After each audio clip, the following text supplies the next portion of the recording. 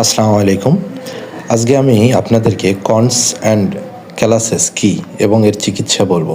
তবে এই চিকিৎসা ঠিক হলেও অনেকের সমস্যা আলাদা হতে পারে, তাই অবশ্যই কাছে ভালো কোনো স্কিন ডক্টর অবশ্যই দেখাবেন, কারণ সাথে কিছু ওষুধও লাগতে পারে।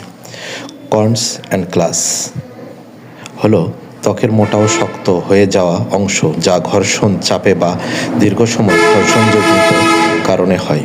কর্নস সাধারণত ছোট ও গোলাকার হয়, পায়ের আঙ্গুলের উপর বা মাঝখানে বেশি দেখা যায়, ব্যথাযুক্ত হতে পারে। আর ক্যালাস হচ্ছে তুলনামূলক বড় ও কম সংবেদনশীল, হাতের তালু বা পায়ের তলা, যা দেখলে ঘর্ষণ বেশি হয় সেখানে গঠিত হয়। ব্যথাহীন বা সামান্য অস্বস্তিকর হতে পারে। এগুলো সাধারণত নতুন চামড়ার স্তর সুরক্ষার জন্য শরীরের প্রতিরক্ষামূলক প্রতিক্রিয়া হিসেবে তৈরি হয়। যদি ব্যথা বা অস্বস্তি বেশি হয় তবে চিকিৎসকের পরামর্শ নেওয়া ভালো। ধন্যবাদ।